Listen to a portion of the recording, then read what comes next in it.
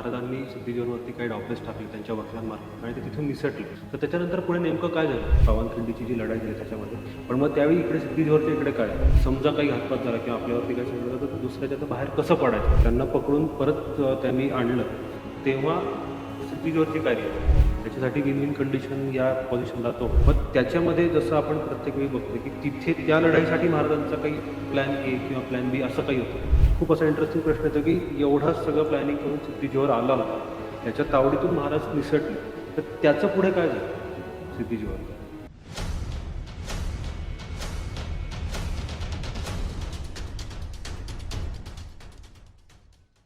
नमस्कार. वी कॅन्डिडच्या शिवरायांचे कैसे वागणे या पॉडकास्ट सिरीजमध्ये आपल्या सगळ्यांचं परत एकदा स्वागत आहे. मागच्या एपिसोडमध्ये आपण महाराज पन्हाळ्यावरती बेढ्यामध्ये अडकले ती घटना बघितली होती. महाराजांनी सिद्धी जोहरवरती डावपेच टाकले आणि ते तिथून निसटले आणि पुढे काय झालं हे पाहूयात आजच्या एपिसोडमध्ये. थारे सर, या एपिसोडमध्ये तुमचं स्वागत आहे. नमस्कार.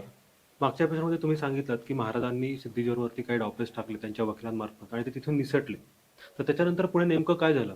महाराजांनी वकिलामार्फत सिद्धी जोहरच्या सैन्याला गाफील केलं, सिद्धी जोहरलाही गाफील केलं. आणि मग त्या दिवशी रात्री, म्हणजे ती आषाढाची पौर्णिमा आहे, त्या दिवशी रात्री महाराजांनी पन्हाळगडून निघायचं असं ठरवलं. पण एकदम बाहेर न पडता त्यांनी आपले काही गुप्तहेर हे आधी अलगद किल्ल्यावरनं खाली पाठवले. अंधारामध्ये संध्याकाळी, म्हणजे साधारण 7-7:30 नंतर महाराजांचे गुप्तहेर अंधारामध्ये किल्ल्यातनं खाली उतरले. यावेळेला खूप पाऊस पडतोय, धो पाऊस पडतोय. आषाढाची पौर्णिमा आहे, त्यामुळे त्या भागामध्ये जो पाऊस आहे तो धुवाधार आहे. विजा कडाडतायत, ढगांचा गडगडाट होतोय. आणि हे सगळं चाललेलं असताना त्या पावसामधनं हे हेर दबत दबत दबत दबत खालच्या भागात आले आणि त्यांनी एक अतिशय अवघड का होईना पण वाट सापडवली की जिथे वेढा हा कमी आहे किंवा तिथलं सैन्य गाफील आहे. तसंही बऱ्यापैकी वेढा हा गाफील झालेला होता. म्हणजे सगळे सैनिक हे आपापल्या तंबूमध्ये जाऊन, विश्रांतीच्या तंबूमध्ये जाऊन बसलेले होते. कारण आता महाराज शरण येणार आहेत असंच वकिलांनी सांगितल्यामुळं वेढा देण्याची आवश्यकताच राहिली नव्हती. आणि इतक्या भर पावसात तो वेढा चालू ठेवायचंही काही कारण नव्हतं. म्हणून त्याच्यामुळे नकळत ते आपापल्या तंबूत जाऊन बसल्यामुळे नकळत तो वेढा गाफील झाला. आणि त्या हेरांना ती वाट सापडली खाली येण्यासाठी की जिथे वेढाही कमी आहे आणि म्हणजे ती जागा अवघड आहे, तिथून बाहेर पडण्यासाठी महाराजांना बाहेर पडायला तो योग्य रस्ता आहे असा त्यांनी तो सापडला. आणि ते पुन्हा वरती येऊन त्यांनी महाराजांना सांगितलं की महाराज वाट अनुकूल आहे. आणि मग महाराजांनी निघण्याची तयारी केली. 600 मावळे हे महाराजांबरोबर येणार होते. महाराजांचे सरदार बांदल यांचं हे सैन्य आहे. आणि त्याच्यामध्ये बाजीप्रभू देशपांडे आहेत, फुलाजी प्रभू आहेत, इतरही नामवंत सरदार आहेत. हे सगळे लोक आता महाराजांबरोबर जाणार होते आणि महाराजांबरोबर हे पायी जाणार होते. पायी जायचं असंच निश्चित गेलं होतं. कारण घोडे सगळ्यांनी जर घेतले तर त्या घोड्यांच्या टापांचा आवाज, घोड्यांच्या खिंकाळण्याचा आवाज, याच्यामुळे वेड्यातनं बाहेर पडणं हे तसं शक्य नाही. त्यामुळे पायीच जायचं हेही त्यांनी ठरवलं होतं. महाराज पालखीत बसले आणि हे 600 मावळे महाराजांबरोबर निघाले. अशी ती योजना आहे, अशी ती सुरुवात आहे. अच्छा. मग महाराज तिथून बाहेर पडले, मग पुढे सिद्धी जोहरला काय, त्यांच्या बाजूनी काय झालं पुढे? त्यांना कळलं, कारण आपल्याला ती गोष्ट माहिती की पावनखिंडीची जी लढाई झाली त्याच्यामध्ये. पण मग त्यावेळी इकडे सिद्धी जोहरच्या इकडे काय झालं? ज्यावेळेला हे सगळे वेढ्यातनं खाली उतरत होते त्यावेळेला ते कोणालाही अंधारामुळे तसेही दिसले नाहीत. आणि वेढा गाफील असल्यामुळे त्या हेरांनी निवडलेल्या वाटेनी वेढ्यातनं बाहेर पडले आणि सुखरूपरित्या विशाळगडकडे जायला सुरुवात झाली. म्हणजे हे सगळे विशाळगडाच्या दिशेने पायी चाललेत, महाराजांना घेऊन पालखी पळवतायत. प्रचंड पाऊस झाल्यामुळे चिखल खूप आहे, गुडघा एवढा चिखल हा त्या भागात आहे. दगडधोंडे, काटेकुटे, यामुळे त्या पायी चालणाऱ्या आणि पळणाऱ्या मावळ्यांच्या पायाची काय अवस्था झाली असेल आपल्याला कल्पना आहे. आणि सिद्धी जोहर मात्र आपल्या तंबूमध्ये आहे, तोही गाफील आहे. त्याला असं वाटलं आता आपला विजय जवळपास निश्चित आहे. आणि समजा एवढं करूनही महाराज आले नाहीत वकिलांनी सांगितल्यानुसार, तरी ते किल्ल्यातच आहेत, वेढा चालू राहील, काय फरक पडतो. ज्यावेळेला धान्य कमी होईल, ज्याला आपण ग्रॉसरी म्हणतो किंवा फूड ग्रेन्स म्हणतो, ज्यावेळेला दारुगोळा ॲम्युनेशन संपत जाईल, त्यावेळेला त्यांना निर्णायक युद्धाकरता बाहेर पडावंच लागेल. त्याच्यासाठी विन विन कंडिशन या पोझिशनला तो होता. असा विचार करून तो त्या तंबूमध्ये आहे. हो, म्हणजे तो व्यवसायात गाफील आहे. पण मग महाराज बाहेर पडलेत हे त्यांना कळालं कसं? महाराजांची पालखी ज्या वेळेला विशाळगडच्या दिशेने निघाली, हम्म. त्यावेळेला काही अंतर गेल्यावर त्यांना सिद्धी जव्हरच्या हेरांनी, ते बाजूच्या आजूबाजूला जे गस्त घालतात लांब जाऊन, त्या हेरांनी त्यांना पाहिलं. रात्रीच्या अंधारात त्यांचे डोळे चमकले आणि त्यांनी महाराजांना पाहिलं. आणि महाराजांच्याही लक्षात आलं किंवा त्या महाराजांच्या मावळ्यांच्या लक्षात आलं की आपल्याला कुणीतरी पाहिलं, पण कोण, कुठून आणि नेमके किती जणांनी. कारण त्या अंधारात त्यांचा आता कुठं पाठलाग करायचा, भर पाऊस पडतोय, बरं पाठलाग करायलाही काही हरकत नाही, पण त्यातला एखादा जर निसटला आणि सिद्धी जव्हरकडे गेला तरी आपला पाठलाग होणार हे आता उघड आहे. आणि म्हणून त्यांनी झपझप आणखी वेगाने जायला सुरुवात केली. आणि ते करताना शिवाजी महाराजांचं योजकता किंवा प्लॅनिंग कसं आहे बघा. त्यांनी पन्हाळगडावरून निघतानाच आपल्याबरोबर आणखी एक पालखी घेतली होती. ती पालखी त्यावेळेला रिकामी आहे, पण ज्यावेळी हेरांनी त्यांना पाहिलं हे लक्षात आलं, त्यावेळेला त्या मावळ्यांपैकीच एक जण महाराजांसारखा वेश धारण करून आलेला होता. त्यांचं नाव आहे शिवा काशीद. ते शिवा काशीद त्या पालखीत जाऊन बसले आणि काही मावळ्यांनी ती पालखी उचलली आणि नेहमीच्या विशाळगडच्या वाटेनं हे निघाले. आणि प्रत्यक्ष महाराजांची जी पालखी आहे ती मात्र एकदम आड रानात घुसली आणि आड वाटेनं वेगळ्या मार्गानं ती विशाळगडकडे निघाली. कारण आता पाठलाग होईल, त्यांना ही दुसरी पालखी दिसेल आणि महाराज तोवर आणखी पुढे निघून जातील, असं म्हणजे त्यांनी टाइम बाय केला. टाइम बाय करण्यासाठीची ही योजना आहे. म्हणजे महाराजांचा इथं परत प्लॅन बी, आपण जसं प्रत्येक एपिसोडला म्हणतो की तो दिसून येतो की प्रत्येक योजनेमध्ये महाराजांचे 2 प्लॅन कायम रेडी असतात, की समजा काही घातपात झाला किंवा आपल्यावरती काही संकट आलं तर दुसऱ्याच्या बाहेर कसं पडायचं. पण मग आता तुम्ही म्हणालात की ते हेरांनी पाहिलं होतं आणि ते सिद्धी जव्हरला त्यांनी ऑब्व्हियसली जाऊन सांगितलं, मग त्याच्या पुढे काय, म्हणजे त्यांनी पाठलाग केला किंवा त्याच्या पुढे काय झालं? सिद्धी जव्हरला एकदम एक प्रकारे धक्का बसला, शॉक, की अरे मी इतके दिवस हा वेढा चालवतोय आणि मी हे काय ऐकतोय. त्याचा स्वतःच्या कानावर एक प्रकारे विश्वासच बसला नाही. आणि मग त्यानं भराभर आपल्या सैनिकांना, सरदारांना बोलवलं आणि त्यांना सांगितलं की असं असं हेर सांगतायत की शिवाजी महाराज विशाळगडच्या दिशेने आपल्या पालखीतून धावतायत, त्यामुळं त्यांचा तुम्ही पाठलाग करा. म्हणून त्यांनी सिद्धी मसूद, सिद्धी जव्हरचा जावई येतो, त्यालाच ही कामगिरी सांगितली की तू आता काही सैन्य घे. त्यांनी काही 3-4 हजार सैन्य घेतलं आणि तू फौरन शिवा का पिछा, ताबडतोब शिवाजी महाराजांच्या मागे तुम्ही जा, अशा अर्थानं त्यानं त्या सैनिकांना आपल्या अक्षरशः पिटाळलं. आणि सिद्धी मसूद अतिशय त्वेषानं महाराजांच्या पाठलागावर लागला की आता हे कुठंतरी आपल्याला सापडतील या उद्देशानं.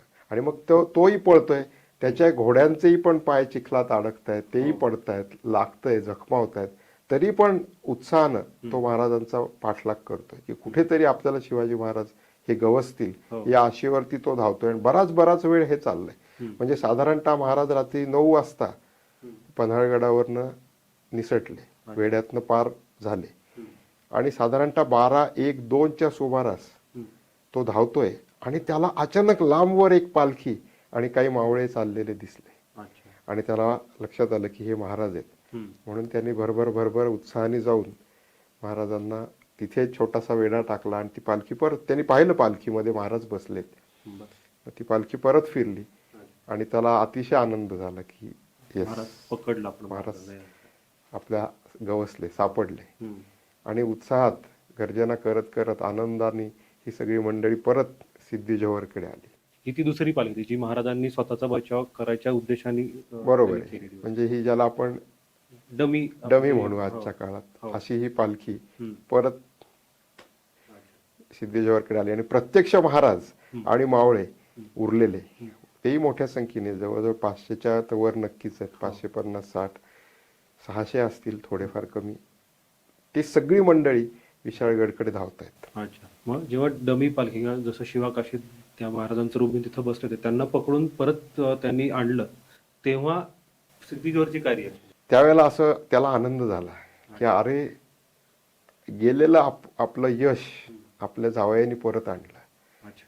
म्हणजे शिवाजी महाराज आपल्या तावडीतनं निसटले होते, आता ते परत सापडले, नाहीतर आता विजापूरला काय सांगणार. हो. म्हणून तो अतिशय आनंदी झाला. हम्म.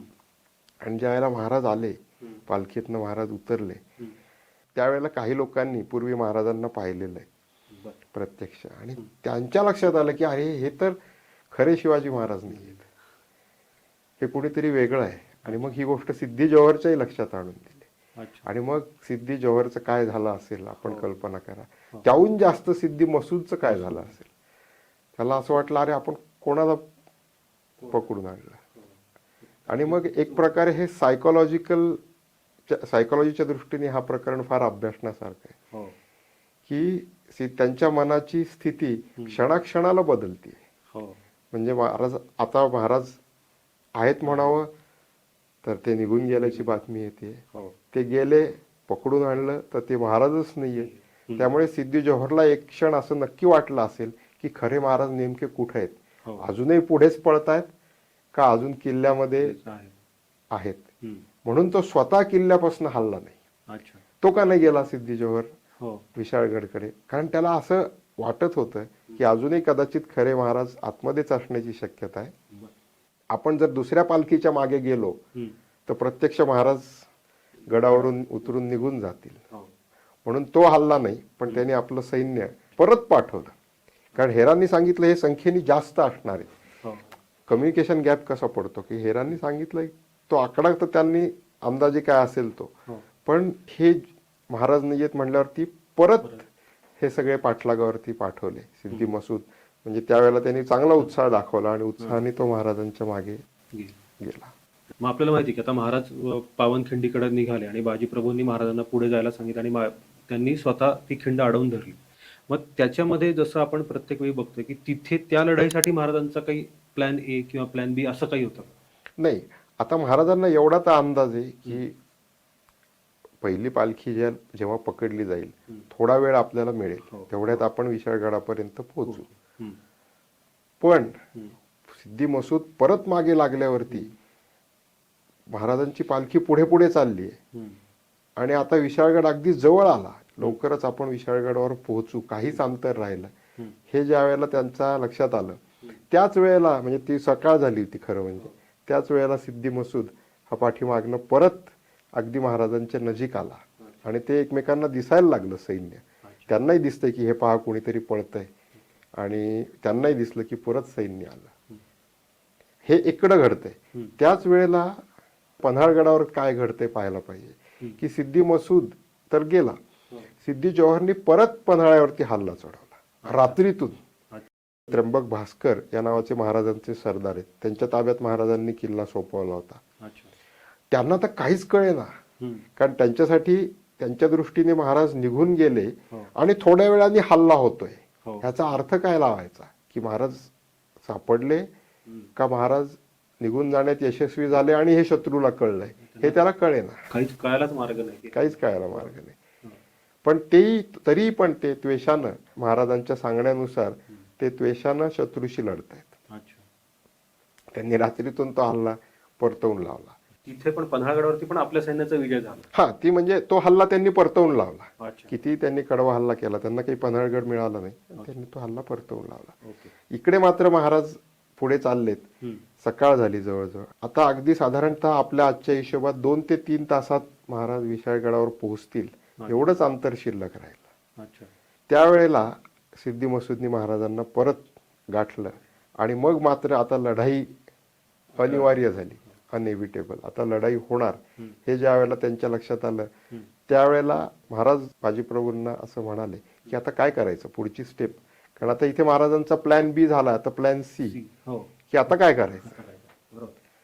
तर त्यावेळेला बाजीप्रभू असं म्हणाले की आपण निम्मे लोक घेऊन विशाळगडी जाणे, म्हणजे निम्मे लोक घेऊन आपण पुढे जा, निम्मे लोक घेऊन आम्ही खिंड अडवून धरतो. आणि मग बाजीप्रभूंनी निम्मे लोक आपल्याबरोबर घेतले आणि ती खिंड अडवून धरली. आणि महाराज उरलेल्या सैन्यानिशी, म्हणजे ते आता आधीच ते 600 होते. हो त्यात काही शिवा काशीद यांच्याबरोबर मागे गेले. मागे गेले त्या पहिल्या पालखीबरोबर. हो. आता उरलेल्या सैन्याचे 2 भाग, भाग. त्यातला एक भाग महाराजांबरोबर, एक भाग बाजीप्रभूंबरोबर. हो आणि थोड्या सैन्यानिशी, खरं म्हणजे हे सगळे रात्री चालून चालून दमलेले लोक आहेत, हो पायाची अक्षरशः चाळण झालेली असणारे, तरी पण ते उत्साहाने खिंडीत उभे राहिले आणि निम्मे लोक पुढे गडाकडे रवाना झाले, विशाळ गडाकडे गेले. आणि त्यांच्यात असं ठरलं की इशारतीची तोफ करायची, म्हणजे तोफांचे आवाज करायचे. हो भांडी वाजवते, भांडी असा शब्द आहे, भांडी म्हणजे तोफा. भांडी वाजली की मग महाराज विशाळगडी सुखरूप पोचले असा त्याचा अर्थ आहे. हो. मग तोपर्यंत बाजीप्रभूंनी आणि बांदल सेनेनं ते अडवून धरायचं असा त्याचा अर्थ आहे, खिंड. पण तुम्ही सांगितलं होतं की विशाळगडाला पण वेढा होता, तर महाराज जेव्हा विशाळगडावर पोहोचले तेव्हा तिथे काय झालं? महाराज ज्यावेळेला विशाळगडावर पोहोचले, साधारण 3-4 तासात ते पोहोचले, फार फार तर. अच्छा म्हणजे साधारण दुपारी 12-1 पर्यंत ही मंडळी तिथे पोहोचली अच्छा. विशाळगडापाशी. तर तिथे महाराजांना थेट गडावर जाण्यासाठी अनुकूल वातावरणच नव्हतं. विशाळगड हा जरी महाराजांच्या ताब्यात असला तरी विशाळगडाला विजापूरच्या 2 सरदारांनी आधीच वेढा दिला होता. म्हणजे महाराजांचं विशाळगडावर जाणं हे सुखरूप नव्हतं. नव्हतं. इथं सिद्धी जोहरचा परत पुढचा प्लॅन पण तिथे पण आपल्याला दिसतो की त्यांनी ती पण तयारी केली होती. नाही, त्याला विशाळगड घ्यायचाच आहे. अच्छा. विशाळगड, पन्हाळा आणि विशाळगड, हा विशाळगडही त्याला घ्यायचं, पण विशाळगडाला त्यांनी मोर्चे लावलेत म्हणजे वेढा दिलाय ही गोष्ट महाराजांना माहित नाहीये. अच्छा कारण महाराज पन्हाळ्यात अडकल्यानंतर ते वेढे आहेत. अच्छा. मग आता आपल्याला पुढचा इतिहास माहिती आहे की महाराजांनी बाजीप्रभूंनी ती खिंड लढवली, महाराज पोहोचले विशाळगडावरची, पण ती लढाई महाराजांनी जिंकली. पण आता या सगळ्यामध्ये मला एक खूप असा इंटरेस्टिंग प्रश्न येतो की एवढं सगळं प्लॅनिंग करून सिद्धी जोहर आला होता, त्याच्या तावडीतून महाराज निसटले, तर त्याचं पुढे काय झालं सिद्धी जोहर? सिद्धी जोहरचं काय झालं, त्यांनी तो वेढा चालू ठेवला. अच्छा. महाराज विशाळगडला पोहोचले हम्म. आणि त्यालाही कळालं की महाराज विशाळगडला पोहोचले. हे ज्यावेळेला त्याला कळालं त्यावेळेला त्यांनी सिद्धी मसूदला निरोप पाठवला. सिद्धी मसूदनी आता विशाळगडाला वेढा द्यायची तयारी चालवली होती, कारण बरं. विशाळगडला वेढा देणं एवढं सोपं नाही, कारण दुसऱ्या बाजूला खोल दर्या आणि कोकणची बाजू येते. हो म्हणजे विशाळगडच्या दुसऱ्या बाजूला जर जायचं झालं तर खाली घाट उतरून खाली जाऊन वेढा द्यावा लागतो. म्हणजे ते वेढा द्यायचंच काम 1-2 महिन्याचं आहे. अच्छा. मग सिद्धी मसूदची जी तयारी चालली होती ती तयारी पाहून सिद्धी जोहरने त्याला असा निरोप पाठवला की तू परत ये, ते आता आपल्याला सापडणार नाहीत. म्हणजे महाराज आता निघून गेले, आपल्या हातातनं निसटले, हे त्याच्या लक्षात आलं आणि त्यांनी सिद्धी मसूदला परत बोलवून घेतलं. ओके. आणि महाराज विशाळगडावरती आहेत, सिद्धी मसूद आला आणि यांनी सगळ्यांनी तो वेढा चालू ठेवला पन्हाळगडचा. ते प्रयत्न करतायत, कारण यांच्या बातम्या विजापूरला गेल्या आणि बादशाह संतापला. त्याला असं वाटलं की सिद्धी जोहरनी पैसे खाऊन शिवाजी महाराजांना सोडलं, त्याच्यावर आरोप आला असा. इतकंच नाही तर आदिलशाह स्वतः सैन्य घेऊन निघाला, कोणाविरुद्ध? सिद्धी जोहर विरुद्ध. त्यांच्या दोघांमध्ये ती भांडणाला लागला. हे जेव्हा महाराजांना कळालं की आदिलशाह येतोय सिद्धी जोहरशी लढायला, तेव्हा त्यांना एक गोष्ट जाणवली की ठीक आहे, हे आत्ता भांडतायत, पण हे उद्या जर एकत्र झाले आणि दोघं परत आपल्या मागे लागले तर इकडे शाहिस्ते खान आणि इकडे एकत्रित आदिलशहाचं हे सैन्य, हे काही आपल्याला आत्ता या वेळेला ही लढाई आत्ता आपल्याला करता येणार नाही. म्हणून महाराजांनी मग आदिलशाहीशी तह करण्यासाठी पन्हाळगड परत द्यायचं ठरवलं. सिद्धी जोहरला देऊन टाकू आणि तह करू. आणि मग त्यांच्या हुकुमानुसार पन्हाळगडचा ताबा हा सिद्धी जोहरला दिला गेला. तर त्याच्यावर परत असा आरोप आला की यांनी पैसे देऊन किल्ला घेतला. त्याच्या यशाचं कुठं हे झालंच नाही. हा, म्हणजे त्याचं ते मुख्य अपयश त्याला इतकं बाधलं की त्याचं हे काय जे छोटं मोठं यश त्यांनी म्हणावं तेही त्याला लाभलं नाही. आदिलशहा येतोय तसा हा सिद्धी जोहर आहे ना, मानी स्वभावाचा आहे आणि त्याला ते सगळं आपलाच मालक आपल्या विरुद्ध चालून येतोय, त्याच्याशी आता आपल्याला लढावं लागणार हे काही त्याला पटेना. आणि म्हणून तो पुन्हा आपल्या मूळ गावी कर्नूलला तेलंगणामध्ये रवाना झाला. तो तिकडे गेला आणि मग आदिलशहाशी काही त्यांनी लढाई केली नाही, कर्नूलला गेला आणि तिथे गेल्यावरती त्याला तो अपमान डासतोय. आता इथे इतिहासकारांचं 2 मत आहेत. एक मतप्रवाह असा आहे की त्यांनी आत्महत्याच केली. सिद्धी जव्हरनी आपल्या गावी जाऊन आत्महत्या केली कारण त्याला हे सगळं अपमान पचला नाही. आणि दुसरा मतप्रवाह असा आहे की आदिलशहानी त्याच्यावरती मद्याच्या आधारावरून विषप्रयोग केला. म्हणजे त्याला दारूमधनं विष पाजून त्याला मारलं आदिलशहानी. काली मृत्यू झाला त्याचा. त्यांनी स्वतःहून दिलं असो किंवा यांनी त्याला मारलं असो. मग आदिलशहा पुन्हा आपल्या विजापूरला रवाना झाला. अशा पद्धतीने हे सिद्धी जोहरचं संकट एका पद्धतीने टळलं. म्हणजे एका पन्हाळ्यावरती ते निभावलं. या एपिसोडमध्ये आपण महाराज पन्हाळ्यावरनं निघून सुखरूप कसे विशाळगडे पोहोचले हे पाहिलं. पण सर मगाशी बोलताना म्हणालेत की शाहिस्ते खान हा स्वराज्यावरती चाल करून आला. तर आता शाहिस्ते खानाला महाराजांनी कसं फेस केलं किंवा ती मोहीम महाराजांनी कशी निभावली हे पाहूयात आपण पुढच्या एपिसोडमध्ये. तर पाहायला विसरू नका शिवरायांचे कैसे वागणे या पॉडकास्ट सिरीजचा पुढचा एपिसोड फक्त वी कॅन्डिड चॅनलवरती. थँक्यू.